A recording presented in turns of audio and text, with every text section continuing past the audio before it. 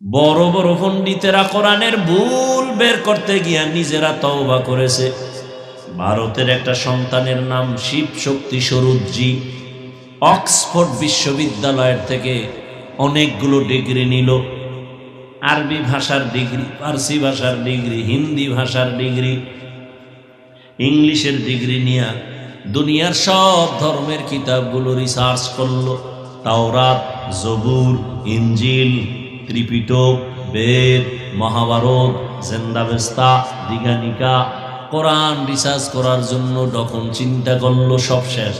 কিন্তু সব ধর্মের মধ্যে ইসলামের একটা গোপন তথ্য পাওয়া যায়। মহাভারত হিন্দুদের কিতাব, রামায়ণ হিন্দুদের কিতাব, এগুলোর মধ্যে ইসলামের পূর্বাভাস। এবারকার ইসলামটা কেমন, কোরআনটা রিসার্চ করি। কোরআন রিসার্চ করা শুরু করলো। করতে করতে করতে করতে দেখলো যে কোরআনের আয়নায় কোনো ভুল নাই, বরং নিজের ভুল কোরআনের আয়নায় সব স্পষ্ট হয়ে গেল। মুসলমান হয়ে যাবে ফাইনাল, অন্তর রেডি হয়ে গেছে, মুসলমান হবে, ঘোষণাটা এখনো দেয় নাই। রাতের বেলা ঘুমে গেছে, স্ত্রীও ওই লাইনে, স্ত্রী আর এক রুমে ঘুমায়। রাতের গভীরে হঠাৎ তাকায় দেখে ঘুমের মধ্যে গোলাপ ফুলের উপরে দাঁড়ানো, পাগড়ি পরিহিত পৃথিবীর শ্রেষ্ঠ ব্যক্তি রহমতের নবী হাজির। হাতটা বাড়ায় খায়, এই বান্দা হাতটা সামনে দেও। শিব শক্তি বলে, আমি হাতটা দিলাম, আমার হাতটা রসুল ধইরা কয় কালেমা পড়। আমি জবানে কালেমা পড়তেছি, হঠাৎ চোখ খুইলে গেছে। চোখটা খুইলেই দেখি আমার জবানে কালেমা এখনো চলতেছে। আমি খবরটা খুশি হইয়া খবরটা দেওয়ার জন্য আমার বউয়ের রুমে রওনা। হঠাৎ দেখি আমার বউ আসতেছে, ও স্বামী, মদিনাওয়ালা রহমতের নবী আমাকে কালেমা পড়ায় দিয়েছে। ইমামুল আউয়ালিন আল আখিরিন বহরে সাদকা রাহমাতাল লিল আলামিন সাইয়্যিদুল কাউনাইন খাতমুল মুরসালিন আখির আমদ বুদে ফখরুল আউয়ালিন শত ওজুদাস রাহমাতাল লিল আলামিন মসজিদে উ শুদ হামারো এ জমিন। পরবর্তীতে তার নাম রাখা হলো ইসলামুল হক। এরশাদ সাহেব যখন আমগো দেশের প্রেসিডেন্ট, তখন সেই সন্তান ইসলামুল হক বাংলাদেশে আসছে। ভারতে এমন জোরে চাপ দিছে, দেশে থাকতে পারে নাই, মাটির তলে নিয়ে গেছে। তিনি একটা বই লেখছিল, আমি কেন মুসলমান হইলাম। তাহলে আল্লাহর কোরআন সত্য, কোনো ভুল নাই। আল্লাহ তো চ্যালেঞ্জ দিয়ে দিছেন, ১৫০০ বছর হয়ে গেল কেউ চ্যালেঞ্জ গ্রহণ করে নাই। ও আমার যুবক বাবারা, বৃদ্ধ বাবাজিরা, পর্দার আড়ালের মা বোনেরা, আল্লাহর কোরআন যেমন সত্য, ভেতরে যত কথা আছে তাও। যুবকেরা কথা কম বল, কোরআন শরীফের মধ্যে জান্নাতের বয়ান আসেনি? কোরআন শরীফের মধ্যে জাহান্নামের বয়ান আসেনি? এগুলো মিথ্যা।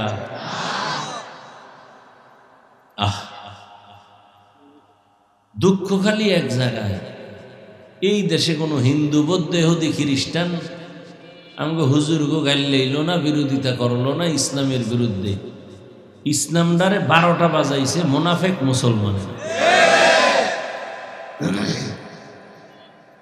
ইমাম সাহেব সুন্দরভাবে বয়ান করছে হক কথা, মসজিদের মুসল্লি সব সমান, কিন্তু এদের মধ্যে দুই দল হয়ে গেছে। কমিটির মধ্যে দুই ভাগ। এক দল কয় ইমাম সাহেব তো কোরআন হাদিস অনুযায়ী কথা বলছে, আর এক দল বলে যে এত গরম কথা আমগো দরকার নাই। দুই দল হয়ে গেছে, মুসল্লিও দুই ভাগ। বড় কঠিন হালাত। আল্লাহ শফাত করলেন, সন্দেহ দূর করার জন্য শপথ করেন নাই, বরং আল্লাহ বুঝাইতে চান সব কথাই দামি, তবে কসমের কথাটা আরো দামি। মানুষ তোমরা এদিকে একটু নজর দাও। যেমন আসরের শপথ করছে, আসর বড় দামি, এবং কসম খাইয়া যেই কথা সামনে বলবেন এটা আরো দামি। ওয়াল আসর, আসরের শপথ, শপথ খাইছেন আসরের, বুঝা গেল আসর বড় দামি এক সম্পদ। তিনের কসম, তিন বড় দামি সম্পদ। জৈতুনের কসম খেয়েছেন আমার আল্লাহ, জৈতুন বড় দামি সম্পদ। আসমানের কসম খাইছেন, আসমান বড় দামি সম্পদ। জমিনের কসম খেয়েছেন আল্লাহ, জমিন বড় দামি সম্পদ। রাতের কসম খেয়েছেন, রাত বড় দামি সম্পদ। কেমন দামি? কয় বান্দা দুনিয়াতে মানুষ সুস্থ থাকার জন্য কত কিছুই না করে। সারা দুনিয়ার চিকিৎসা বিজ্ঞানীরা এক প্ল্যাটফর্মে এসে ঘোষণা দিয়েছেন, মানুষের সুস্থতার জন্য বিনা টাকায় ফ্রি এক মহা ঔষধ আল্লাহ দিছে, তার নাম হলো রাতের ঘুম। সারা দুনিয়ার বেদিন বেঈমানেরা আল্লাহর সাথে পাল্লা দিছে, ক্ষতি হয় হোক, কিন্তু পাল্লা দিয়া পিছে যাব না। নমরুদ্দা পাল্লা দিছে, আল্লাহর এই গুলি করে মেরে ফেলবো। কিন্তু নমরুদ্দা স্বপ্ন দেখে ঘুমের ভিতরে আগুন আগুন, পুরা জ্বালায় ফেলাইছে আর বাবেল শহর ইরাকের। ঘুম থেকে একটা চিৎকার দিয়ে উঠা গণকেরে ডাকছে, দিকে তাড়াতাড়ি অজির টজির ডাইকা কয় আমার অবস্থা খারাপ। কি কয়? ঘুমের মধ্যে আগুন দেখছি, ব্যাখ্যা কর। হ্যাঁ শুনো শুনো, তুমি না আল্লাহরে মারতে চাও, এত টেনশন কেন? কয় শোনো, তুমি যে আগুন দেখছো এটা আগুন হবে একটা ছেলে, আগুন হইয়া আসবে তোমার এই বাবেল শহরের, তোমার সব অস্তিত্ব বিলীন করে দেবে ওই ছেলে।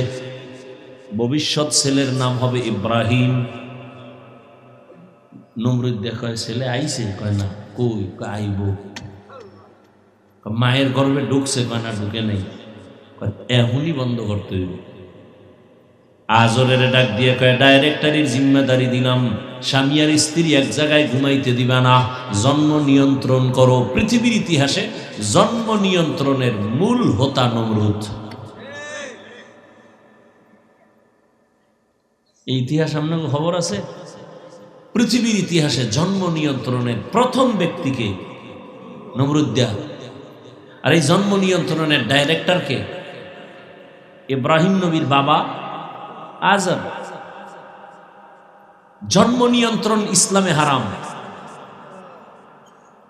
এবার আমরা খুব খেয়ালের সাথে শুনবো আসরের সূরাটার ভেতরে আল্লাহ কি বলেছেন। যে ইমাম শাফিঈ রহমতুল্লাহ আলাইহি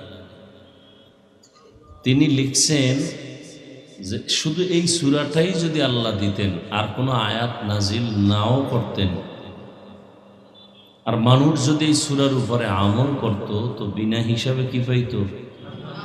জান্নাত। তো বুঝেন এই সূরাটার পাওয়ার কত। খুব খেয়াল করবেন, আমি তর্জমাটা বলে নিই আগে।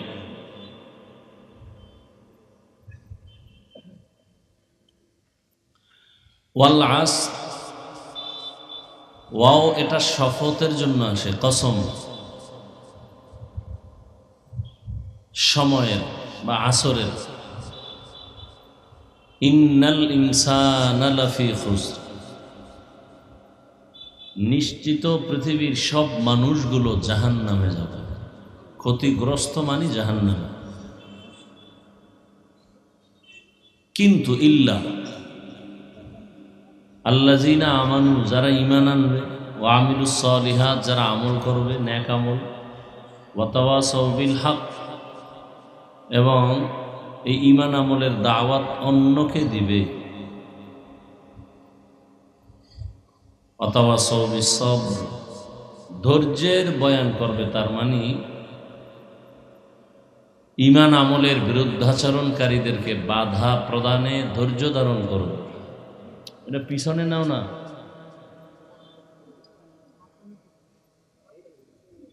এই গুণে গুণান্বিত যারা, এরা জাহান্নামে যাবে না।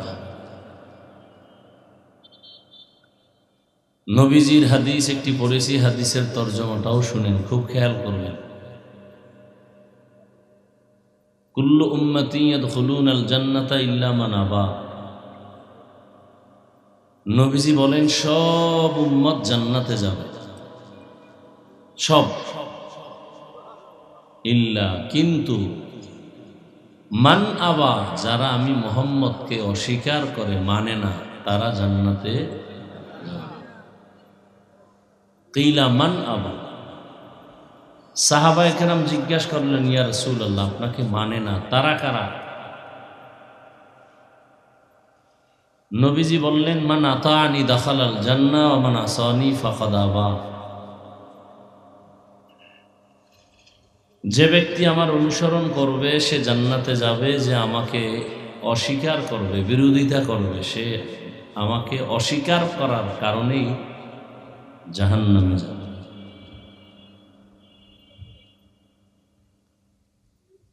হাদিসের একটু ব্যাখ্যা শুনি, 2-4 মিনিট সামান্য।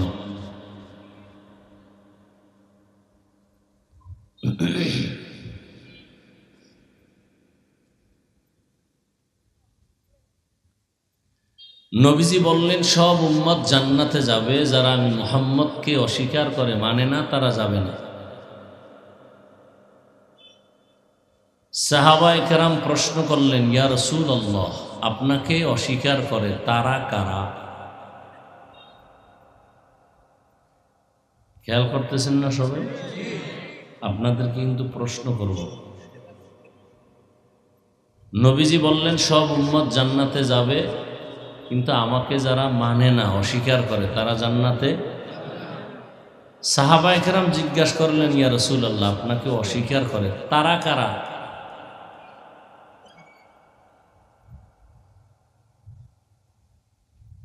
নবীজি এই প্রশ্নের জবাবটা শেষে দিলেন, মাঝখানে একটু মহব্বতের আওয়াজ দিলেন। সেটা কি? মান আতানি দাখালাল জান্নাহ ওয়া মান আসানি ফাকাদ আবা।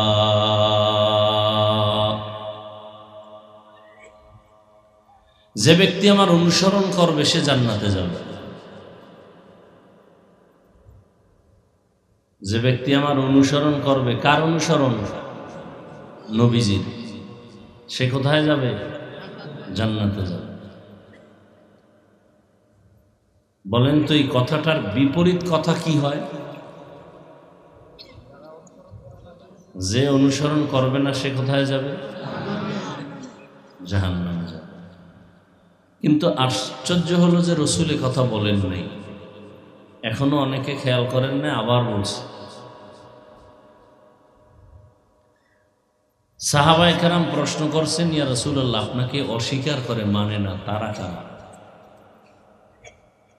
নবীজি বললেন, যে আমার অনুসরণ করবে সে জান্নাতে যাবে। বিপরীত কথা দাঁড়ায়, যে অনুসরণ করবে না সে জাহান্নামে যাবে, কিন্তু নবী এ কথা বলেন নাই। অর্থাৎ যে নবীর অনুসরণ করে না সে জাহান্নামে যাবে, এ কথাটা নবী বলেন। নবী কি বলছেন? ওয়া মান আসানি ফাকাদ আবা। যে আমার বিরোধিতা করবে সে জাহান্নামে যাবে। এখন এখানে কি বুঝলেন? যে নবীর অনুসরণ করে না, এই একজন ব্যক্তি আর একজন নবীর আদর্শের বিরোধিতা করে, দুইজনে এক না। যে নবীজির সুন্নতের আদর্শের অনুসরণ করে না সে জাহান্নামে যাবে না, কিন্তু যে বিরোধিতা করে সে কোথায় যাবে? তাহলে যে নবীর অনুসরণ করে না তাকে নবী জাহান্নামী বলেন নাই, বরং যে নবীজির বিরোধিতা করবে সে জাহান্নামী। এখান থেকে আমরা কি উপদেশ পাই, সবক পাই? এখান থেকে সবক পাই, যারা নবীর অনুসরণ করে না তারা দুই দল। তারা কতটা দল? এক দল আগ্রহী আর এক দল বিদ্রোহী। ভিন্ন শব্দে বলি, এক দল দরদি আর এক দল বিরোধী। ভালো করে বুঝেন, কয় দল? কারা দুই দল? যারা নবীর অনুসরণ করেন, দোনোজনেই নামাজ পড়ে না। এরকম দুইজন আছে না? ব্যবধান কি? একজন দরদি আর একজন বিরোধী। দরদি ব্যক্তি জান্নাতে যেতে পারে, বিরোধী যাবে না। কেমনে বুঝলাম সে দরদি না বিরোধী? একজনকে জিজ্ঞাসা করলাম, এই যুবক, তুমি নবীর আদর্শে টুপি পরো না কেন, নামাজ পড়ো না কেন? তো যুবক বলল, ভাই, নবীর আদর্শে টুপি পরা দরকার, নামাজ পড়া দরকার, দাড়ি রাখা দরকার, পারি না, চেষ্টা করি, দোয়া করেন আল্লাহ যেন তৌফিক দেন। এই কথার দ্বারা আপনি কি বুঝলেন? ওই যুবক বিরোধী না দরদি? পক্ষান্তরে আর একটা যুবকরে জিজ্ঞাসা করলাম, এই যুবক, তুমি নবীর আদর্শে নামাজ পড়ো না কেন? যুবক বলতেছে, প্রশ্নটা করা মাত্রই জবাব দিতেছে, নামাজ না পড়লে অসুবিধা কি? এরকম আছে না নাই? ওর কথার দ্বারা কি বুঝলেন? সে দরদি না বিরোধী? আগ্রহী না বিদ্রোহী? রসুলের আদর্শের বেলায় বিদ্রোহীর নাম বেঈমান। দোনোজনেই নামাজ পড়ে না, একজন মুমিন আর একজন বেঈমান। যে দরদি সে মুমিন, যে বিরোধী সে বেঈমান।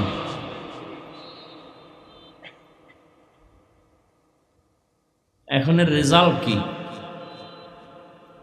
দরদি ব্যক্তিকে নামাজ না পড়লেও গালি দেওয়া যাবে, বিরোধী যে নামাজ পড়ে না, বিরোধী, একে কোনো ছাড় দেওয়া?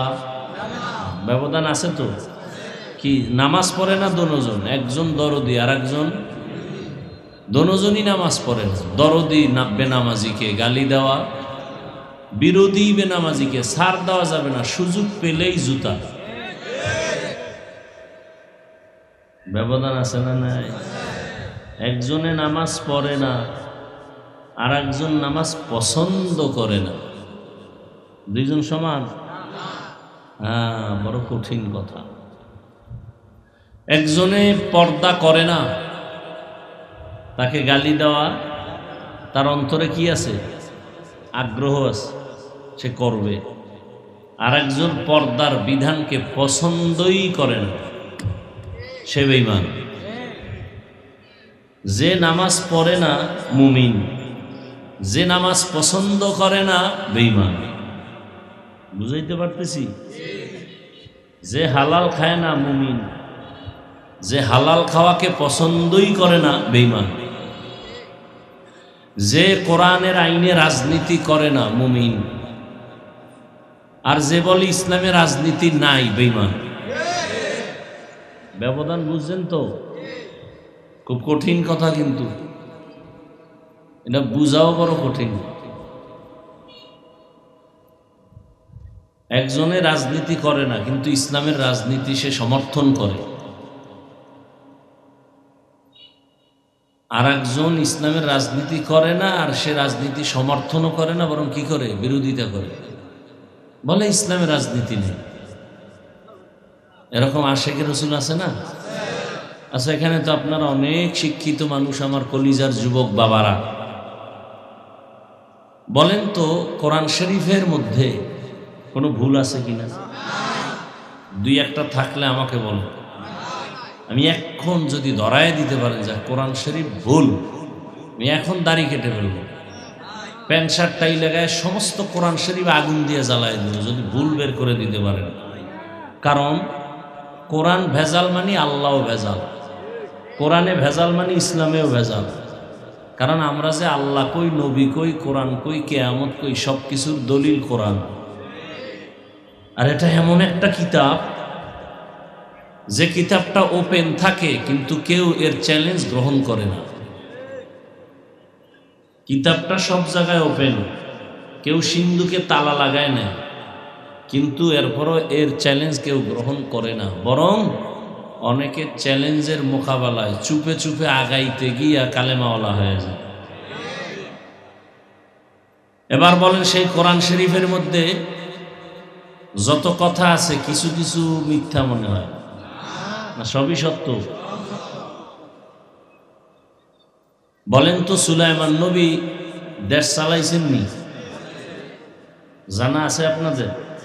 এই যে একটু আগে মনে হয় হুজুরে ওই কথাই বলতেছিল, সুলাইমান পয়গম্বর রাষ্ট্র চালাইছেন? সোনার বাংলার মতো এতটুকু?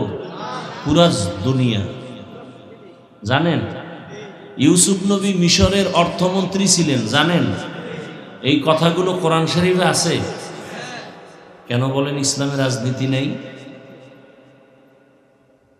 হ্যাঁ, আপনি যে চান্দাবাজি আর ধান্দাবাজি রাজনীতি করেন, এটা ইসলামে নেই। এই চান্দাবাজ আর ধান্দাবাজদের এই নিয়ম নীতি ইসলামে নাই, কোরআনে নাই, কোন নবীর মধ্যে নাই, সাহাবাদের মধ্যে নেই। সত্য কথাটা স্বীকার করেন, মানেন আর না মানেন। নবীজি মদিনার রাষ্ট্র চালাইছেন? সত্য কথাটা আপনি বলেন। আপনার আমি তো এখানে আপনাকে মুসলমান বানাইতেই না আর হুজুর বানাইতেই না। আপনি গাঞ্জা খাইলেও আমার কিছু আসে যায় না। আর আমার এরকম আল্লাহ আইন করে না যে কানে ধৈর্য গাঞ্জা ফিরাও, কানে ধৈর্য নামাজি বানাও। ইসলাম এটাও বলে নেই। বুঝাইতেছি, এতটুকুই কথা, শেষ। এবার মানবেন কিনা সেটা আপনার ব্যাপার। আবু বকর রাষ্ট্র চালাইছেন, ওমর চালাইছেন, হজরত ওসমান, হজরত আলী, এগুলো ইসলামের ঘটনার মধ্যে আছে না নাই?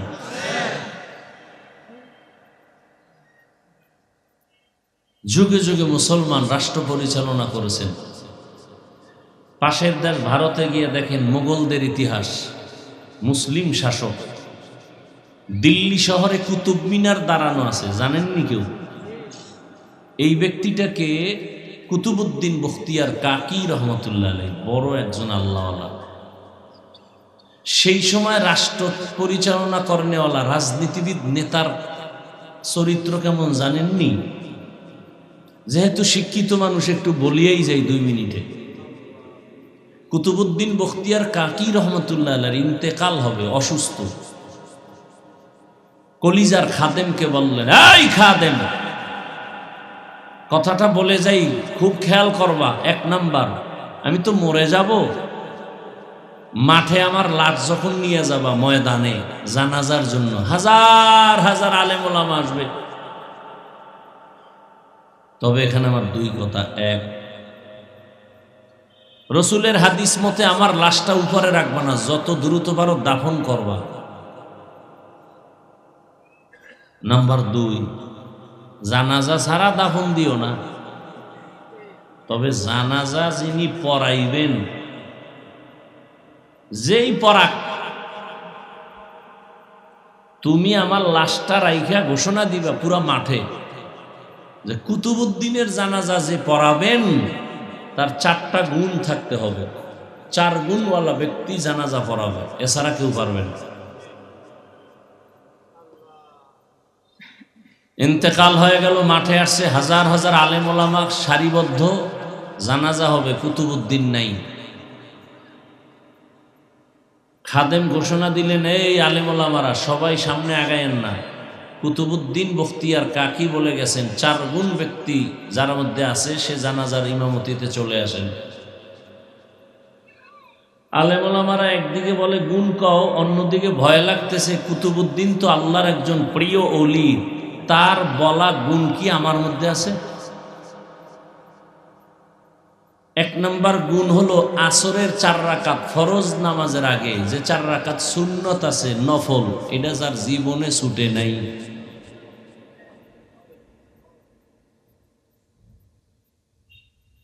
2 নাম্বার গুণ, জীবনে 2 চোখ দিয়া কোনো বেপর্দা বেগানার দিকে নজর দেয় নাই। এইভাবে কয় গুণ? খাদেম যখন এই গুণগুলো কইছে, টোটাল ময়দান চুপ হয়ে গেছে। 1000 আলেম কেউ সামনে আগায় না। খাদেম বারবার বলতেছে 4 গুণওয়ালা তাড়াতাড়ি আসো এবং দাফন তাড়াতাড়ি করো। অবশ্যই এখানে সেই ব্যক্তি আছে, নাইলে কুতুবউদ্দিন বইলা গেল কেন? পর্দা উঠাইয়া আসো, গোপন থাইকে আর লাভ কি? আল্লাহর ওলি কষ্ট পায়। দীর্ঘ সময় অপেক্ষা করার পরে হঠাৎ করে পেছন থেকে একটা চিৎকারের আওয়াজ। চিৎকার দিয়ে একজন ব্যক্তি বলে, এই আমাকে রাস্তা করে দাও কুতুবউদ্দিনের খাটিয়ার সামনে যাওয়ার মতো।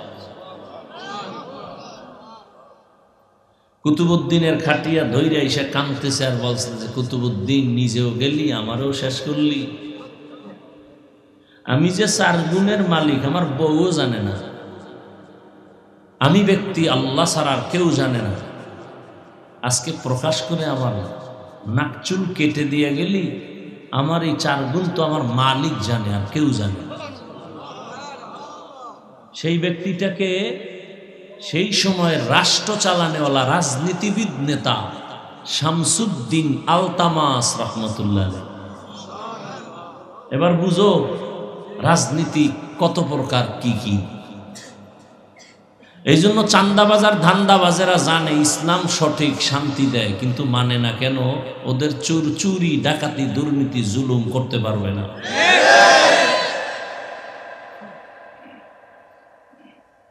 কিন্তু একথা ভালো করে স্বর্ণাক্ষরে লিখে রাখবেন এবং অন্তরে ধারণ করবেন, কিয়ামতের আগ মুহূর্ত পর্যন্ত ইসলাম ছাড়া কোনো চান্দাবাজার ধান্দাবাজ এই জমিনে কোনো দিন বিন্দু থেকে বিন্দু শান্তি দিতে পারবে না, পারবে না, পারবে না, কোনোদিন পারবে না। তুমি কোন জগতের নেতা? তোমার থেকে বড় জ্ঞানী আব্রাহাম লিঙ্কন গণতন্ত্রের মধু খাওয়াইয়া ওই জমিনে শান্তি দিতে পারে না। মাও সেতুন আদর্শ দিয়া শান্তি দিতে পারে নাই, লেনিন আদর্শ দিয়ে শান্তি দিতে পারে নাই, কার্ল মার্কস আদর্শ দিয়ে শান্তি দিতে পারে নাই। সোনার বাংলায় বহু আদর্শের গান শুনছি, শান্তি পাইনি। কিয়ামত পর্যন্ত রসুলের আদর্শ ছাড়াই জমিনে কেউ শান্তি দিতে পারবে? কেউ পারছে এরকম একটা নাম কর। নবীরটা বাদ দিয়া কেউ অন্য চিন্তা চেতনায় শান্তি দিছে পারছে কেউ? মাইকে ঠিকই বলে কেউ খাবে কেউ খাবে না, তা হবে না, তা হবে না। এটা তো ওই আল্লাহর ভয় অন্তরে রাখার মতো ব্যক্তি না। নবীজি খন্দকের যুদ্ধে নবী নিজে প্রচন্ড রোদের গরমে নিচে বালু, নবী নিজে গর্ত খনন করতেছেন। যুদ্ধ, খন্দকের যুদ্ধে শত্রু চতুর্দিক থেকে আসবে, নবী গর্ত খনন করছেন যাতে গর্ত পেরিয়ে ভেতরে আসতে না পারে। মদিনায় যারা গেছেন, মদিনা থেকে হেঁটে গেলে 10 মিনিট, অহুদের ময়দান, এর পাশে খন্দক। নবীজি নিজে খন্দক খনন করতেছেন, সাহাবারাও করতেছেন। রৌদের গরমে এক দলের আর সইতে পারেন, ফট করে এই নবীর বাড়ি জমে। কেন কয়? বউ একা পাহারা দেবে কে? আর একজন কয় আমি বউ বাসায় অসুস্থ, যাইতে হইব। নবী কতটা দিল খোলা সরল, নবী বলতে চাইতেছেন যাও, বলতে চাইতেছেন, এর মধ্যে জিবরাইল হাজির। আয়াত নাজিল করে কয় নবী খবরদার এদেরকে ছাড়বেন না, সবগুলোর অন্তর খারাপ, এরা মিছা কথা কয়, বাড়িতে কোনো অসুস্থ রোগী নেই, তারা যাইতে চায় কষ্টের কাম করতে চায় না। এরা সুরাতে দেখায় মুসলমান, ভিতরে নেফাকি ভরা। এবার কাজ চলতেছে চলতেছে, নবী নিজে কাজ করতেছেন। কিছুক্ষণ পর কয়েকজন সাহাবা কান্না করতে করতে আসছেন, নবীজির সামনে এসে জামাটা উঠাইছেন, উঠাইয়া পেট দেখাইতেছেন। নবী তাকায় দেখেন পেটের মধ্যে একটা পাথরের টুকরা বাঁধা। সাহাবা কাঁদতেছেন, ইয়া রাসূলুল্লাহ খানা নাই, কষ্ট, ক্ষুধার তৃষ্ণায় পাথর বেঁধেছে। নবী কয়, তোমরা কি দেখাও আমারে, ভাবতেছ আমি মনে হয় 3 বেলা খাইয়া হোমানে আইছি? নবীও জামা উঠাইলেন, জামা উঠায় নবী দেখাইলেন। সাহাবা এখানে দেখে আর এক চিৎকার দিলেন। নবী কয়, তোমরা না খাইয়া ক্ষুধার যন্ত্রণায় পাথর বেঁধেছ, একটা, আমি মুহাম্মদ পাথর বেঁধেছি 2টা। এই ব্যক্তি জমিনে চলতে গেলে জমিনের কোনো ব্যক্তি অশান্তিতে থাকবে না। দেখেন না বর্তমান বাংলাদেশে রানী, মাওলানা, হুজুর, চেয়ারম্যান আছে কয়েকজন, জানেন নিয়ম না? খবর যে ইউনিয়নে আছে, ওই ইউনিয়ন বর্তমান দুনিয়াতে জান্নাত, খবর নেন। যদি টুকটাক অশান্তি থাকে, ওখানে কিছু বান্দর থাকতে পারে, ইঁদুর বাঁদর, এটির কারণে অশান্তি। নোয়াখালী লক্ষ্মীপুর জেলার একজন ব্যক্তি, হাফিজি হুজুরের কলিজার জামাতা খালিদ সাইফুল্লাহ দামাত বারাকাতুহু, কি বুড়ার বুড়া, সাইকেলে উঠা চালের বস্তা নিয়া বাড়ি বাড়ি মাইপার নিজে দিয়ায় সরকারি বরাদ্দ চাল। তো যার মধ্যে আল্লাহর ভয় আছে, এরা যদি জনগণের দায়িত্ব নেয়, এদের দ্বারা কোনোদিন দুর্নীতি হবে না, চুরি হবে না। কিন্তু এদেরকেও জনগণের প্রতিনিধি হতে দিবে না, আন্তর্জাতিক চক্রান্ত। সব চক্রান্তকারীদেরকে জুতার বাড়ি দিয়া সাইজ করার জন্য আসতেছে ইমাম মাহদী আলাইহিস সালাম। ইমাম মাহদী আসবেন, পৃথিবীতে একটা মানুষ থাকবে না আল্লাহর বিরুদ্ধে, একজনও থাকবে না। এটি জুতার বাড়ি খাইয়া জাগাত কইবে তওবা করে ফেলছে, সব সোজা, কেউ মরে যাইব আর কেউ তওবা করবে।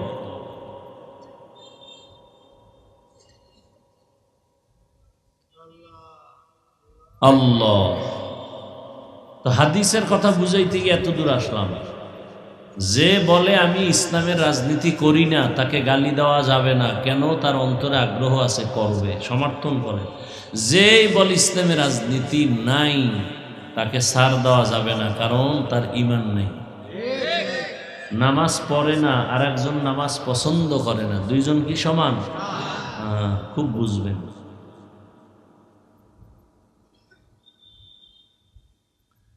আসেন এবার অল আসরে সূরা নিয়ে আলোচনা করি। ভাই, আমরা কোরআন হাদিসের বাইরে একটা কথাও বলি, হ্যাঁ, আমার ভিতরের দি বইলেই শেষ করতে পারি না, বাইরে কি বলবো? এরপরও কিছু মূর্খ মানুষ বলবে কি, হুজুর কোরআন হাদিসের বাইরে কিছু কইেন না। আপনি কোরআন হাদিসের বুঝেন কি, বাইরে কোনটা ভিতর কি বুঝেন?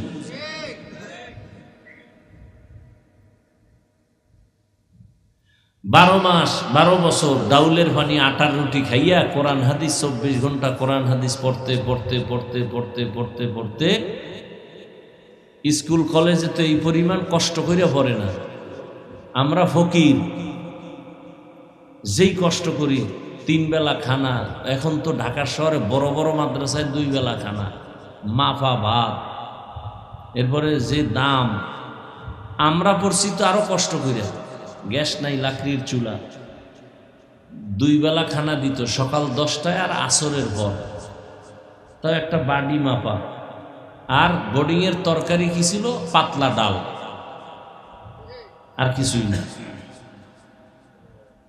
তো বাড়ির থেকে আসলে গোলালু আছে না, হয়তো আধা কেজি 1 কেজি বাবায় দিত, ওইটার কাইটা 4 ভাগ করে করে ফাঁকে ফাঁকে ভাতের মধ্যে দিতাম, সিদ্ধ হইতো, ওটা দিয়ে ভর্তা বানাইয়া 4 বেলা খাইতাম। ওই যে 2 বেলা দিত, ওইটার 4 বেলা খাইছে।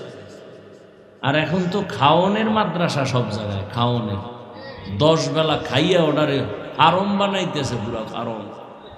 মানে চতুর্মুখে নাকে মুখে খালি হান্দাও, কলা, দুধ, টোস্ট, ডিম খাওয়াইতে খাওয়াইতে এখন আর কোরআন হাদিস মুখস্থ হয় না, ওটা ঢোকার তো ছিদ্রই নেই, সব বন্ধ খাওন দিয়া।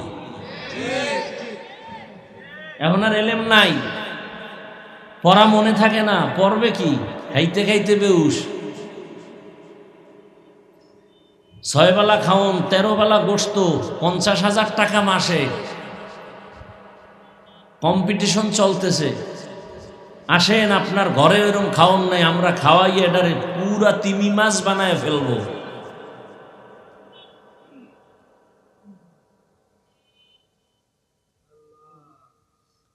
অথচ রসুলের ইতিহাস তো এইমাত্র শুনাইলাম, কি কষ্ট করছেন। সাহাবায়ে কেরামের ইতিহাস কত কষ্টে, আমাদের মুরব্বী বড় বড় আউলিয়া কেরামদের ইতিহাস কত কষ্টে। আমরা তো এই একটা মাহফিল মাদ্রাসায় করতে গেলে আমরা ছাত্ররাই প্যান্ডেল করছি, গ্রামে হাইটে হাইটে বাস উঠেছে উজানি মাদ্রাসার খবরও এখনো।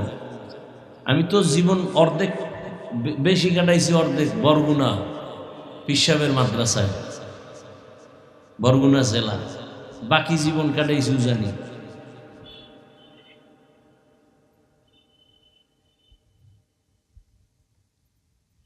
আর এখন কি খাওয়ায়, গোস্ত না খাওয়াইলে। আমাকে এক হুজুরে ওয়াজ করছে, বড় হুজুর, বাপ মায়েরে কইছে ছেলে মেয়েরে বেশি ভালো খাওয়াইবেন না, আর হুজুরগো হয়ে গেছে মাদ্রাসায় ডাইল ছাড়া ছাত্রগো কিচ্ছু দিবেন না। এলেম শিখতে হইলে যত কষ্ট করবে বরকত পাবে। দেখি তো যারা জনমের মতো খায়, ওর তো কোনো কামই নেই, খাইয়া লইয়া 3 বেলা নাদুস নুদুস চেহারা নিয়া ভালো আলেম হইছে, একটা প্রমাণও জমিনে নেই, কোনো প্রমাণ নেই। জেনারেল লাইনে খোঁজেন, ভালো যারা সম্মানের চেয়ার পাইছে খোঁজ নেন, জীবনটা কষ্টে গেছে, লেখাপড়ার জীবন কষ্টে, অনেক কষ্ট করে এখন সে সর্বোচ্চ সম্মানের চেয়ার পাইছে, জেনারেল লাইনের খবর নেই। যাই হোক, কোন কথা বললে কোন দিক দিয়ে আবার ভেজাল লাগে, কারণ আমি তো এমনি এক ভেজাল্য মানুষ সবাই অনেকের চোখে। হাফিজুর রহমান রাস্তা দিয়ে গেলেও এক দলের কলিজা জ্বলে, এমনিই জ্বলে। মরাডারে মারো কেন, কয় লড়ে কেন, হুদাই কলিজা জ্বলে।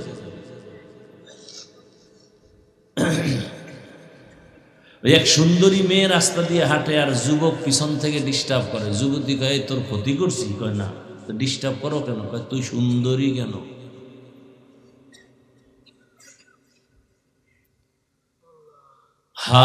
তাবলীগের বিরোধিতা করে না অনেকে, চরমনার করে না, কওমি মাদ্রাসার করে না, সমস্যা কি? তাবলীগের কারণে এই দেশে কয়টা মানুষ গাঞ্জাখোর হয়েছে বলেন? একজনে দাঁড়ায় যে হ্যাঁ আমাকে এই 2500-এ 2 জন পাওয়া গেছে, আগে ভালো ছিল, তাবলীগে যাইয়েই গাঞ্জাখোর শুরু হয়ে গেছে। চরমনের কারণে কয়জন মানুষ বেনামাজি হয়েছে বলেন? কওমি মাদ্রাসায় পড়ার কারণে কয়টা ছাত্র মদের বোতল লইয়া দৌড়ায়। বিরোধিতা কেন? জবাব পাইছেন এই 2 মিনিট আগে যেটা দিলাম। সুন্দরী মেয়ে বলে যুবক আমাকে ডিস্টার্ব করো কেন, তোর ক্ষতি করছি? কয় না। তো ডিস্টার্ব কেন করো? কয় তুই এত সুন্দরী কেন। তাবলীগওয়ালার বিরোধিতা করো কেন? কয় তাবলীগওয়ালাদের সোহবতে এত মানুষ যাইয়া ভালো হয় কেন। চরমনের বিরোধিতা কেন? কয় বড় বড় বড় বড় টাকাওয়ালা গাঞ্জাখোর ডাকাত গিয়া ভাগরিওয়ালা হয় কেন।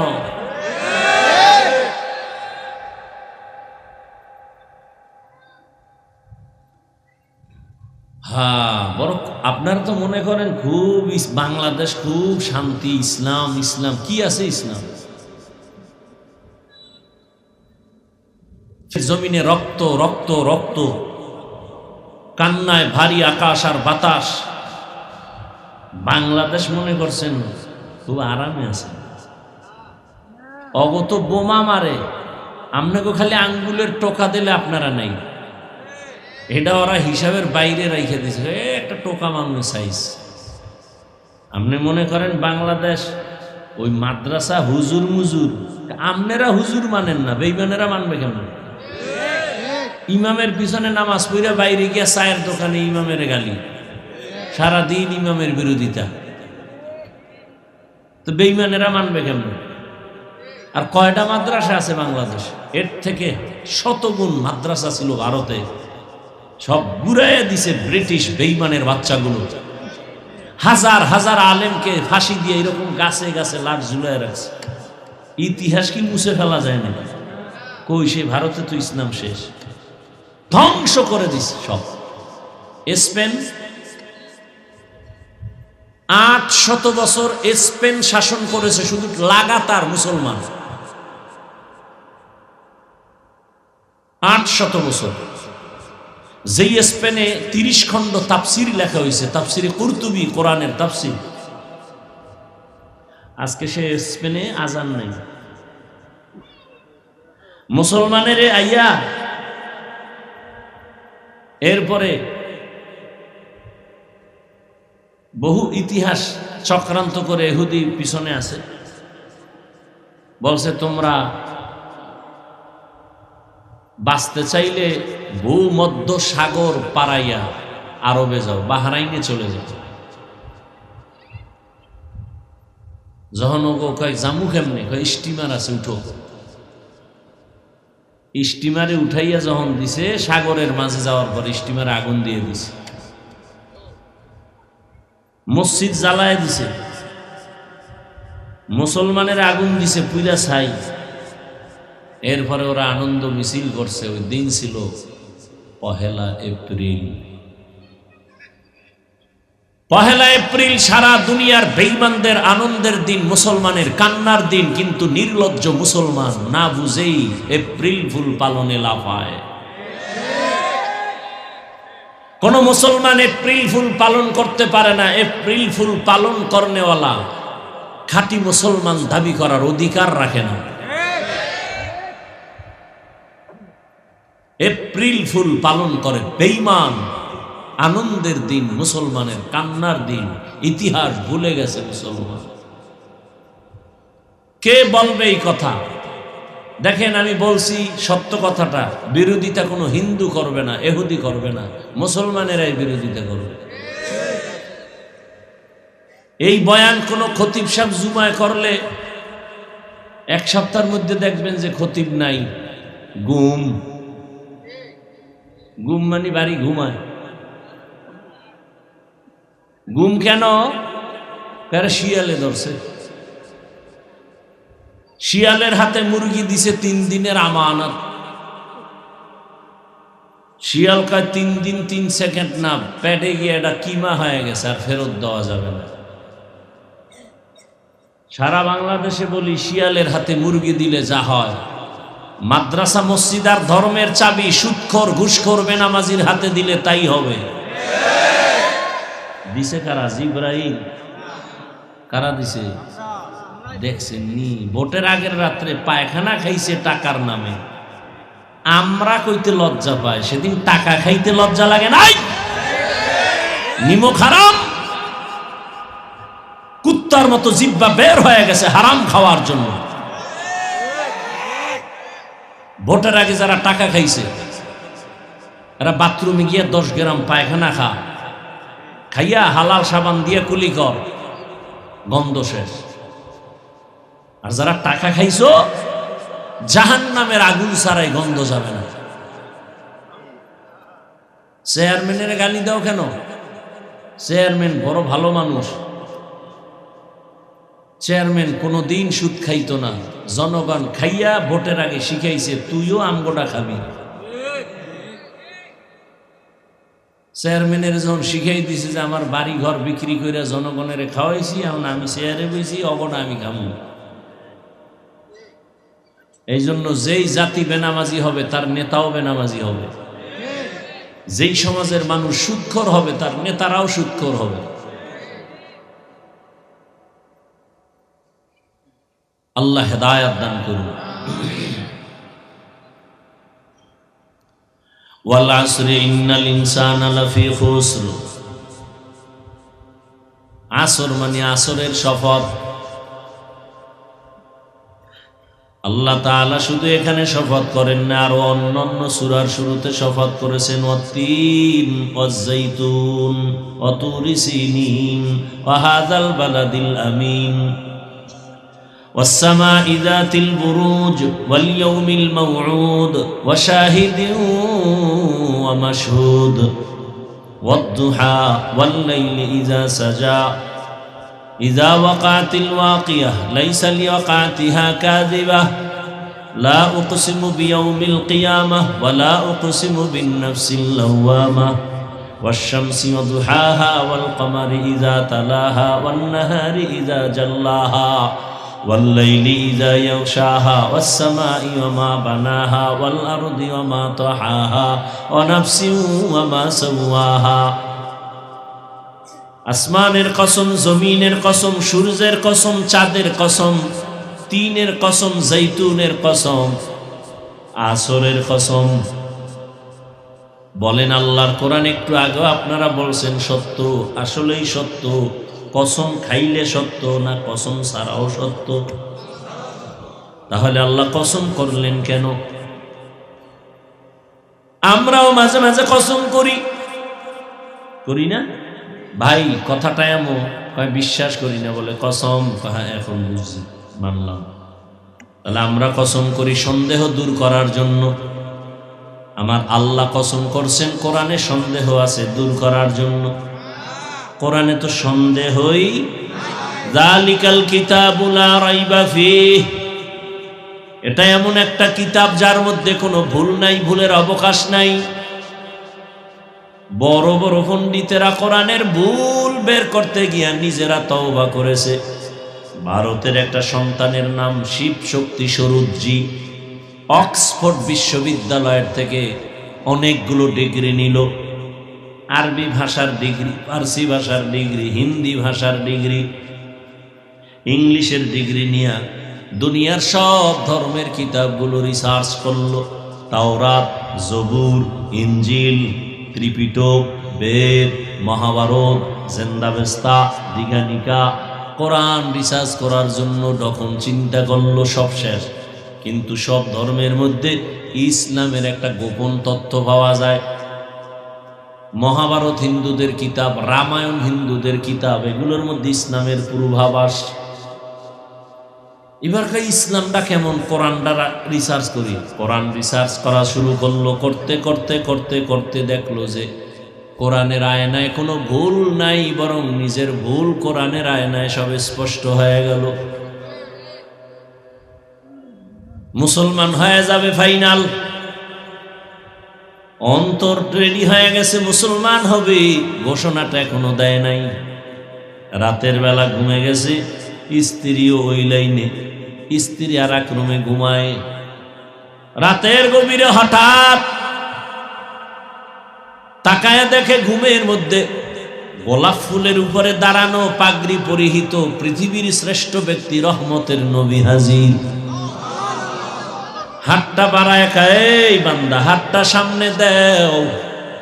শিব শক্তি বলে আমি হাতটা দিলাম, আমার হাতটা রসুল ধইরা কয় কালেমা পড়। আমি জবানে কালেমা পড়তেছি, হঠাৎ চোখ খুইলে গেছে। চোখটা খুইলেই দেখি আমার জবানে কালেমা এখনো চলতেছে। আমি খবরটা খুশি হইয়া খবরটা দেওয়ার জন্য আমার বউয়ের রুমে রওনা। হঠাৎ দেখি আমার বউ আসতেছে, ও স্বামী, মদিনাওয়ালা রহমতের নবী আমাকে কালেমা পড়ায় দিয়েছে।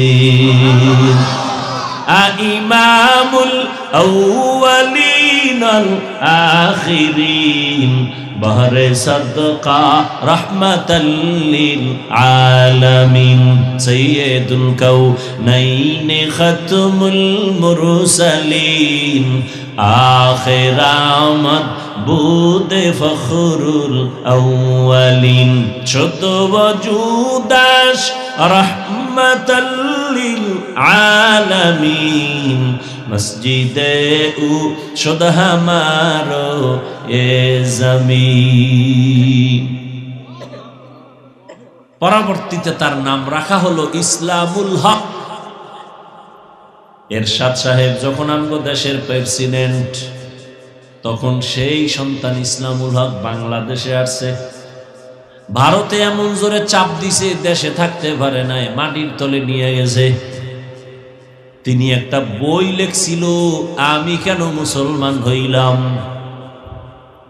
তাহলে আল্লাহর কোরআন সত্য, কোনো ভুল নাই। আল্লাহ তো চ্যালেঞ্জ দিয়ে দিছেন, ১৫০০ বছর হয়ে গেল কেউ চ্যালেঞ্জ গ্রহণ করে নাই। ও আমার যুবক বাবারা, বৃদ্ধ বাবাজিরা, পর্দার আড়ালের মা বোনেরা, আল্লাহর কোরআন যেমন সত্য, ভেতরে যত কথা আছে তাও। যুবকেরা কথা ক, বল, কোরআন শরীফের মধ্যে জান্নাতের বয়ান আসেনি? কোরআন শরীফের মধ্যে জাহান্নামের বয়ান আসেনি? এগুলো মিথ্যা।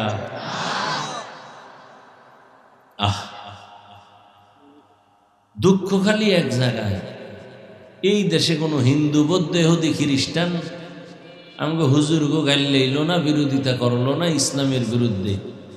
ইসলামটারে ১২টা বাজাইছে মোনাফেক মুসলমানের।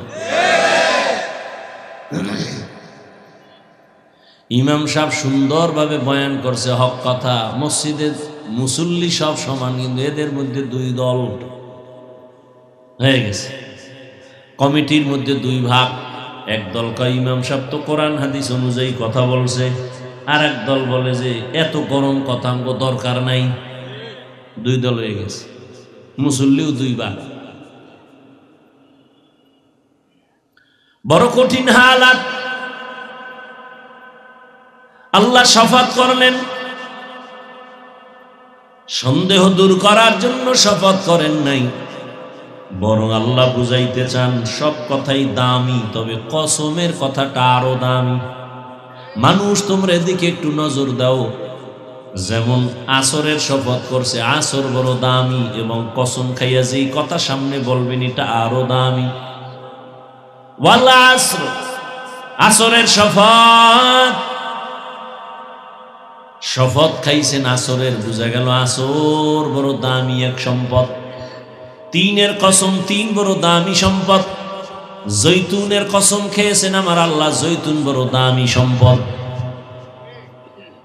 আসমানের কসম খাইছেন, আসমান বড় দামি সম্পদ। জমিনের কসম খেয়েছেন আল্লাহ, জমিন বড় দামি সম্পদ। রাতের কসম খেয়েছেন, রাত বড় দামি সম্পদ। কেমন দামি? কয় বান্দা দুনিয়াতে মানুষ সুস্থ থাকার জন্য কত কিছুই না করে। সারা দুনিয়ার চিকিৎসা বিজ্ঞানীরা এক প্ল্যাটফর্মে এসে ঘোষণা দিয়েছেন, মানুষের সুস্থতার জন্য বিনা টাকায় ফ্রি এক মহা ঔষধ আল্লাহ দিছে, তার নাম হলো রাতের ঘুম। সারা দুনিয়ার বেদিন বেঈমানেরা আল্লাহর সাথে পাল্লা দিছে, ক্ষতি হয় হোক, কিন্তু পাল্লা দিয়া পিছে যাব না। নমরুদ পাল্লা দিছে, আল্লাহর এই গুলি করে মেরে ফেলবো। কিন্তু নমরুদ স্বপ্ন দেখে ঘুমের ভিতরে আগুন আগুন, পুরা জ্বালায় ফেলাইছে আর বাবেল শহর ইরাকের। ঘুম থেকে একটা চিৎকার দিয়ে উঠা গণকেরে ডাকছে, দিকে তাড়াতাড়ি অজির টজির ডাইকে কয় আমার অবস্থা খারাপ। কি কয়? ঘুমের মধ্যে আগুন দেখছি, ব্যাখ্যা কর। হ্যাঁ শুনো শুনো, তুমি না আল্লাহরে মারতে চাও, এত টেনশন কেন? কয় শোনো, তুমি যে আগুন দেখছো এটা আগুন হবে একটা ছেলে, আগুন হইয়া আসবে তোমার এই বাবেল শহরের, তোমার সব অস্তিত্ব বিলীন করে দেবে ওই ছেলে। ভবিষ্যৎ ছেলের নাম হবে ইব্রাহিম। নমরুদ কয় ছেলে আইছে? কয় না। কই? আইব। মায়ের গর্ভে ঢুকছে? কয় না ঢুকে নেই। এখনই বন্ধ করতে হইব। আজরের ডাক দিয়ে কয় ডাইরেক্টরির জিম্মেদারি দিলাম, স্বামী আর স্ত্রী এক জায়গায় ঘুমাইতে দিবা না, জন্ম নিয়ন্ত্রণ করো। পৃথিবীর ইতিহাসে জন্ম নিয়ন্ত্রণের মূল হোতা নমরুদ। এই ইতিহাস আপনার খবর আছে? পৃথিবীর ইতিহাসে জন্ম নিয়ন্ত্রণের প্রথম ব্যক্তিকে নমরুদ। আর এই জন্ম নিয়ন্ত্রণের ডাইরেক্টরকে ইব্রাহিম নবীর বাবা আজর। জন্ম নিয়ন্ত্রণ ইসলামে হারাম। এরপরে বাঙালি চালাক কিছু বাঙালি আছে, এগো জিগেই তো একটু বলেন তো, যারা চালাক বেশি আমাকে হুজুর গো মাইপা ফালান মিনিটে মিনিটে, আপনার বুদ্ধি কদ্দুর একটু দেখি তো, বলেন তো এই জন্ম নিয়ন্ত্রণের মূল মাকসাদ কি? এও আপনাদের খবর নাই, শুনেন। 2 স্লোগানে জন্ম নিয়ন্ত্রণ করতে চায় গোটা দুনিয়াতে। এই স্লোগান, এই বড়ি মুড়ি খাওয়ায় স্লোগান 2টা। কি? লোক বেশি হইলে থাকবো কই, খাবে কি? এই স্লোগান এই 2টা। মানে স্লোগানটা যে দেশে, ওর মরা দরকার না, যে আমিও তো একটা মানুষ, বোঝা, আমি আগে মরি, আমি মইরা গিয়া কই তোরাও মর, মানুষ কমা, আমি মইরা গিয়া কমলাম। কিন্তু ওই বেঈমান মরে নাই, মরছেও এমনি ইচ্ছা করে মরে নাই। জন্ম নিয়ন্ত্রণের মূল সমস্যা 2টা, থাকবে কই, এত লোক হইলে খাবে কি। এইবার জন্ম নিয়ন্ত্রণের জন্য বড়ি সাপ্লাই দিছে, দিয়া বাংলাদেশেও দিছে। এবার আমাকে একটু হিসাব দেন তো, বাংলাদেশে জন্ম নিয়ন্ত্রণের বড়ি খাওয়ার পর 10 বছর আগের হিসাবে আর এখন হিসাবে কি পরিমাণ মানুষ কমছে? তো বড়ি কই?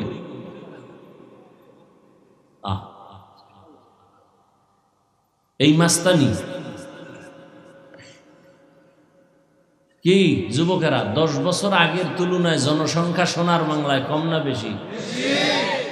জন্ম নিয়ন্ত্রণের বড়ি খেয়ে করলা কি? এবার আর এক চালাকে জবাব দিবে, কয় আমরা বাড়াইছি তো, হুজুরেরা বাড়াইছে। এই ময়দানে দেখেন তো, হুজুরের চেয়ে অন্য মানুষ বেশি না? সারা বাংলাদেশে হুজুরদের থেকে লোক অনেক বেশি। হুজুরেরা তো বাড়াবে, মূল বিষয়টা কি? বাড়ানো কমানোর চাবি তো মালিকের। কেমনে বুঝাইতাম? 1 ফোঁটা নাপাক পানিতে একটা বাচ্চা হয়, তাই তো? শিক্ষিত বাবারা খেয়াল করেন, 1 ফোঁটা নাপাক পানিতে কি হয়? বাচ্চা হয়। তাহলে এই রকম নাপাক পানি তো একজন স্বামী স্ত্রীর মধ্যে শত শত ফোঁটাই গেছে। আল্লাহ তো সব ফোঁটায় যদি দেয়, তো এক একজনের 200 ছেলে হইব, মেয়ে হইব। তোমার পাওয়ার থাকলে সব ফোঁটা দিয়ে বানাও। কতজন স্বামী স্ত্রী মিলন করে, ঠিক আছে, বছরকে বছর, 10 বছর, তো কত ফোঁটা গেছে স্ত্রীর মধ্যে, কই একটা সন্তানও নাই। তদবিরের জন্য মাজার সব ঘোরা শেষ।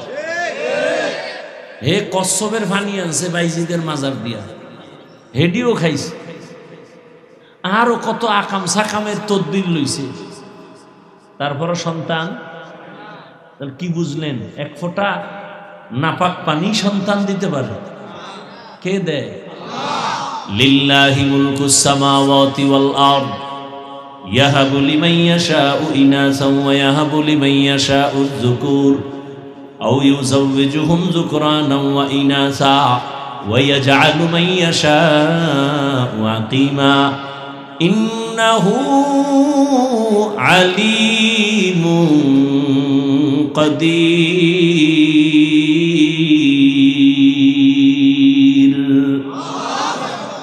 স্লোগান দিয়া সাইনবোর্ড লাগাই দিছে, ছেলে হোক মেয়ে হোক, 2টোর বেশি নয়।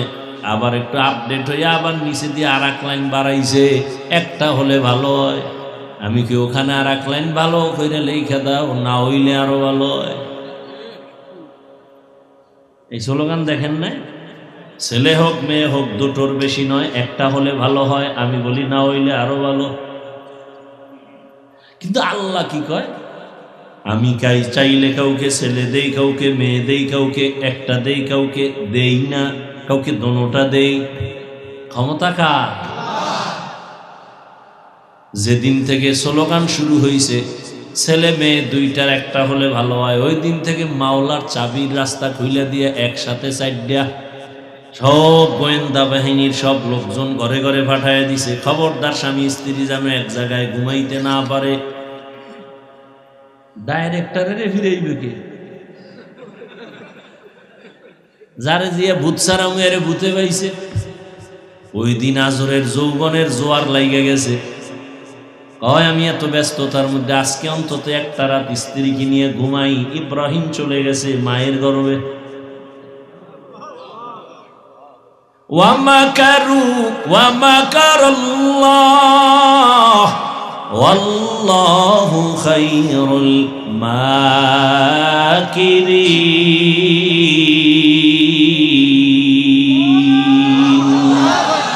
কাদের কুদরত দারি বার কামাল, আন্তা রব্বি আন্তা হাসবি জুল জালাল। তুহি কাদের জলিলুল্লাহ জাহাদার, বহর হালে তুহি মেরা নেগাহদার। এবার আপনাদের সাথে আর একটু বইলেই যাই, যখন কথাটা বলে ফেললাম।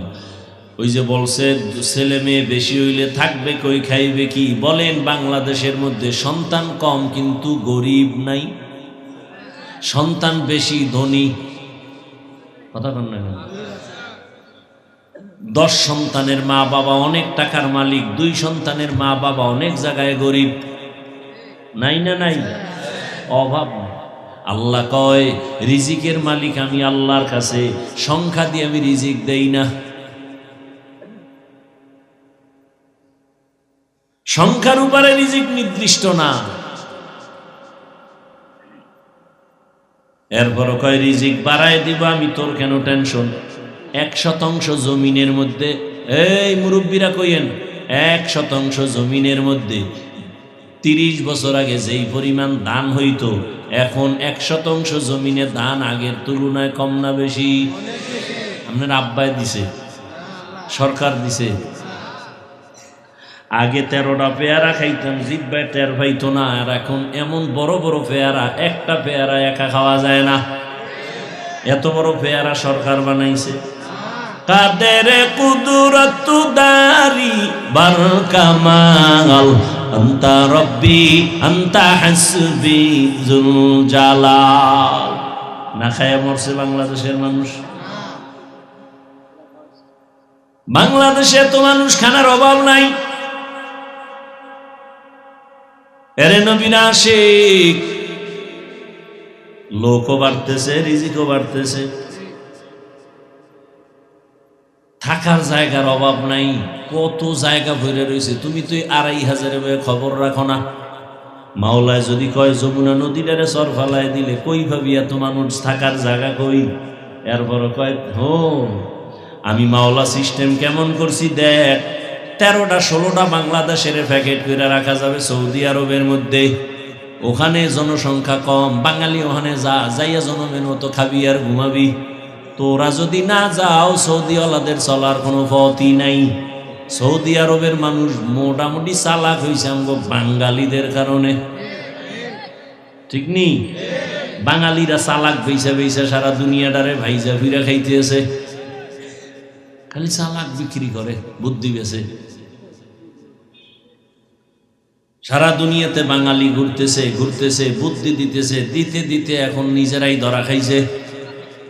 এমন ধরা খাইছে, সৌদি থাকা কষ্ট, দোকানের মালিকানা হারায় ফেলছে, ক্যাশ বাক্সের মধ্যে, ক্যাশের মধ্যে আর বসে না। এখন কয় তোরা গোলাম ছিলি, গোলামি থাক, মালিকানা বাল। হা ওয়াল আসরি ইন্নাল ইনসানা লাফি খুসর, আসরের শপথ।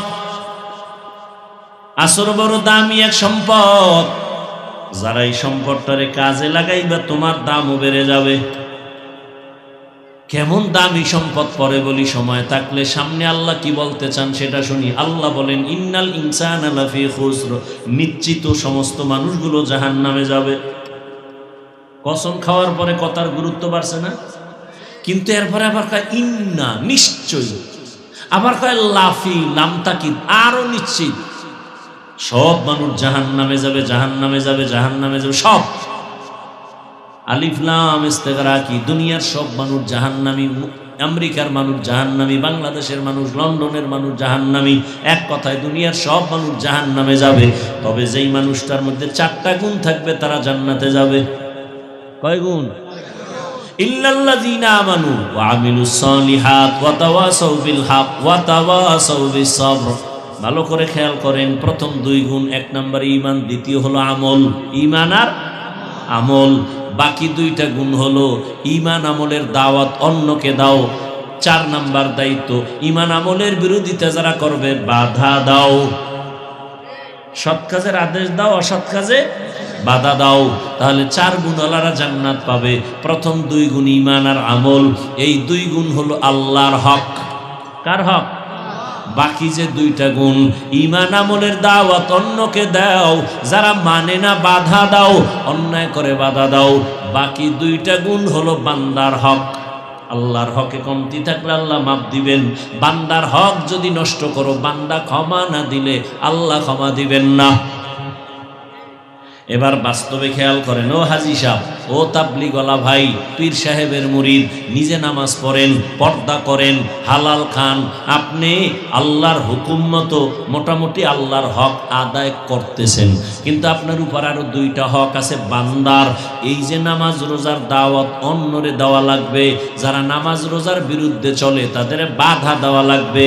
ওই 2টা গুণ আপনি আদায় করছেননি।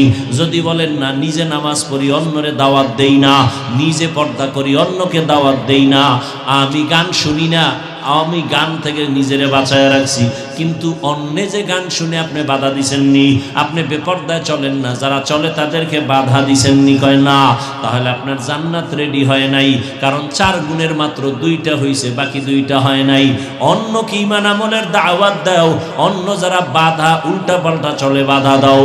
এবার অন্য কারা, এটাও বুঝতে হবে। অন্য কারা? এই যে অন্যকে দাওয়াত দিবেন, অন্যকে 1 নম্বরে অন্য আপনার আহাল, আপনার ইয়া আইয়ুহাল্লাযীনা আমানু কু আনফুসাকুম ওয়া আহলিকুম নারা ওয়াকুদুহান নাস ওয়াল হিজারা আলাইহা মালাইকাতুন গিলাযুন শিদাদুন লা ইয়াসুনাল্লাহা মা আমারাহুম ওয়া ইয়াফআলুনা মা ইউমারুন।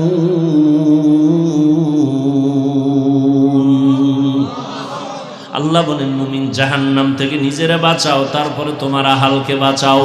আব্বা জান আপনার আহাল, আপনার সন্তান, স্বামী যদি হয়ে থাকেন স্ত্রী আপনার আহাল, শিক্ষক যদি হয়ে থাকেন ছাত্র আপনার আহাল, যদি আপনি মসজিদের ইমাম হন মুসল্লি আপনার আহাল, আপনি যদি দোকানের মালিক হন কর্মচারী আপনার আহাল। ও স্বামী, জাহান্নাম থেকে নিজেকে আগে বাঁচাও, আহাল স্ত্রীকে বাঁচাও। ও বাবা, নিজেকে জাহান্নাম থেকে আগে বাঁচাবেন, আপনার আহাল সন্তানকে তারপরে বাঁচাবেন। ও আল্লাহর বান্দারা, এই রকম প্রত্যেকের দায়িত্ব পালন করতে হবে। সন্তান আপনার আহাল, নিজে নামাজ পড়েন, সন্তানকে নামাজ পড়াইছেননি, নিজে পর্দা করেন, সন্তান পর্দা করেনি, হিসাব দেওয়া লাগবে বাবার। স্বামী আপনি নামাজ পড়েন, আপনার স্ত্রী নামাজ পড়েনি, আপনাকে জবাব দিতে হবে। এরে আল্লাহর বান্দারা, আমি আপনাদের কিন্তু এতক্ষণ যে বয়ান শুনাইতেছি, কষ্ট করিয়া করিয়া কথা বলি, একবারও কিন্তু বলি না সবাই হুজুর হও, একবারও বলি না আমি কওমি মাদ্রাসার ছাত্র আপনারাও কওমিতে যান, একবারও বলি নাই আমি তাবলিগের লাইনের সন্তান আপনারাও তাবলিগ না করলে জাহান্নামে যাবেন, একবারও বলি নাই আমি পীরের মুরিদ আপনারা যদি পীরের কাছে না যান জাহান্নামে যাবেন, একবারও বলি নাই। আমি আপনাদের কি বুঝাইতে চাই ভালো করে খেয়াল করেন। ও যুবক বাবারা, বৃদ্ধ বাবাজি, আমি আপনাদের বুঝাইতে চাই, আপনি যেই লাইনে থাকেন, নামাজ পড়েন, পর্দা করেন, হালাল খান, আপনি স্কুলে পড়েন বাধা নাই, কলেজে পড়েন বাধা নাই, চাকরি করেন বাধা নাই, ডাক্তার হন বাধা নাই, ইঞ্জিনিয়ার হন বাধা নাই, প্রফেসর হন বাধা নাই, আপনি যা করেন যে লাইনে আছেন বাধা নাই, আপনি ডাক্তার হন, ইঞ্জিনিয়ার হন, প্রফেসর হন, একজন সাংবাদিক হন, এসপি হন, ডিসি হন, একজন এমপি হন, চেয়ারম্যান হন, তবে একটা মাত্র দাবি, বেয়াদব হইবেন না। তাহলে মরার আগে ভঙ্গু, কোনো সন্দেহ নাই, মরার আগেই ভঙ্গু। এবার বলতে পারেন বেয়াদবি করব না, তার কথাটার খোলাসা ব্যাখ্যা করেন। 3 জায়গায় বেয়াদবি করলে আপনার জীবন পঙ্গু, মরার আগে মরবেন না তাড়াতাড়ি। এই নষ্ট মানুষটি তাড়াতাড়ি মরে না, ওরা নিজেও জ্বলে, অন্যরে জ্বালাইয়া টালাইয়া এরপরে মরে। ও মায়েরে জ্বালায়, বাপেরে জ্বালায়, হুজুরেরে জ্বালায়, ওর জ্বালানির শেষ নাই। তো আল্লাহ শেষে ওরে জ্বালায়, বিছনায় ফালাইয়া পাও ভাঙ্গে, কিডনি শেষ হয়, লিভার শেষ হয়, ভোগদে ভোগদে ভোগদে ভোগদে এরপরে মরে। বেয়াদবি করবেন না, মানি 1 মা বাবার সাথে বেয়াদবি করা যাবে না। 2, শিক্ষকের সাথে বেয়াদবি করবেন না। 3, ওলামায়ে কেরাম মুরব্বীদের সাথে বেয়াদবি করবেন না। কারণ মা বাবা আপনার কথায় যদি কষ্ট পাইয়া আহ শব্দ বলে কষ্টে, আপনার এই আহ শব্দটা আপনার কপালে লাগবে, জীবনে অভিশাপ নেমে আসবে। কারণ মা বাবার চোখের পানি আর দোয়া ছাড়া জমিনে কোনো সন্তান সম্মানের চেয়ার পায় নাই। মা বাবার চোখের পানি আর দোয়া ছাড়া কোনো সন্তান পরীক্ষায় পাশ করে নাই। জানো না রে নিমো খারাম, জানো না তুই পরীক্ষা দিতেছ, তোর খবর নাই যে মা সারা রাত দোয়া করতেছে, মাওলা আমার সন্তানের পরীক্ষায় তুমি পাশ করায় দাও। চাকরির ইন্টারভিউ দিছো, তোর মা কিন্তু ঘুমায় নাই, বাবায় ঘুমাইছে, মা দোয়া করছে আল্লাহ আমার সন্তান ইন্টারভিউ দিতে যায় তুমি সফলতা দিও। বিদার যাইতেছো, মা ঘুমায় না, কান্না করে দোয়া করছে, হে মালিক আমার সন্তানটারে তুমি ভালো চাকরির ব্যবস্থা করে দিও। আমি হাফিজুর রহমান এই চেয়ারে মা বাবার চোখের পানি ছাড়া বসতে পারি নাই। তবে আমার আব্বা আম্মা আমার জন্য কলিজা বইরা দোয়া করছেন, কিন্তু আমারে বয়ান শিখাইয়া এই চেয়ারে বয়ানে বসান নাই। আমাকে বয়ান শিখাইছেন হাতে ধইরা ধইরা আমার শিক্ষক, আমার উস্তাদ, আমার ওলামায়ে কেরাম। ঠিক নি? আমি দস্তকাত দিতে পারতাম না, আমার শিক্ষক আমারে দস্তকাত শিখাইছে। আমি আরবিতে কথা বলতে পারতাম না, ইংলিশে কথা বলতে জানতাম না, শিক্ষক আমাকে শিখাইছে। আমি বাংলায় কথা বলতে পারতাম না, বাবার নাম বলতে পারি না, মায়ের নাম বলতে পারি না, শিক্ষক আমাকে শিখাইছে। আমার সব কিছু শিক্ষকের অবদান আমার পেছনে কম না। আবার আমি বয়ানও শিখছি, বয়ান যখন করি কিন্তু বয়ানে মজা পাওয়া যায় না। মজা যখন আসতে শুরু হইল তখন এই মজা বাড়তেছে আল্লাহওয়ালাদের দোয়ার কারণে, আল্লাহওয়ালাদের নেক নজর। এই জন্য যারা আলেম, এই যে বাংলাদেশে যত ঝামেলা দেখো, সব ঝামেলার একমাত্র কারণ আলেমদের সাথে বেয়াদবির ফলাফল। হ্যাঁ, আজকে একজন বাংলাদেশের বড় আলেম মাদ্রাসা আসছে, জিজ্ঞাসা করলাম হযরত আপনার মাদ্রাসা নিয়ে তো ঢাকার মধ্যে ভেজাল করছে একদল, খবর কি? আসল লিডারটা এখনো আছে, কিন্তু ফাতি নেতা টেতা সবগুলো ধাম ধাম করে মরে গেছে। প্রথমে এক এমপি ফাইজলামি করছে, ওইটা মরে গেছে। পরে আর এক কমিশনার ফাইজলামি চালাকি করছে, হুজুরের সাথে মরছে ওটাও। ওর সাথে সাঙ্গপাঙ্গ ছিল 13 জন, সব মরছে। আর একটা আছে পঙ্গুর মতো বইয়া, ওটা পঙ্গু। আলেমের সাথে বেয়াদবি, মরার আগে বিচার শুরু, মনে রাখবা। মানো আর না মানো লেখা রাখো। মা বাবার সাথে বেয়াদবি করলে মরার আগে বিচার শুরু। শিক্ষকের বরদোয়া লাগলে, আলেমদের বরদোয়া কপালে লাগলে মরার আগেই বিচার শুরু। রসুলের হাদিস। 2টা অন্যায় করলে বিচার হবে মরার আগে। 1 নাম্বার অন্যায়ের নাম জুলুম, 2য় অন্যায়ের নাম মা বাবার সাথে বেয়াদবি। জুলুম 3 প্রকার: আল্লাহর সাথে জুলুম, নিজের সাথে জুলুম, অন্যের সাথে জুলুম। আল্লাহর সাথে জুলুমের নাম শিরিক। নিজের সাথে জুলুম, অন্যের সাথে জুলুম মানি অন্য বলতে মা বাপ হতে পারে, উস্তাদ হতে পারে, শিক্ষক হতে পারে, আলেম হতে পারে, অন্য মখলুক হতে পারে। অনেকে কুকুরের উপরে জুলুম করে, বিড়ালের উপরে জুলুম করে, বিভিন্ন প্রাণীর উপরে জুলুম করে। এক মহিলা বড় আল্লাহওয়ালা, খুব আমলওয়ালা, বিদায় বেলা ঘরে আসছে একটা বিড়াল, এটারে ধৈর্য খাঁচায় আটকাইছে, নিজেও খানা দেয় না, ছেড়েও দেয় না, অন্য জায়গায় গিয়ে খাবে।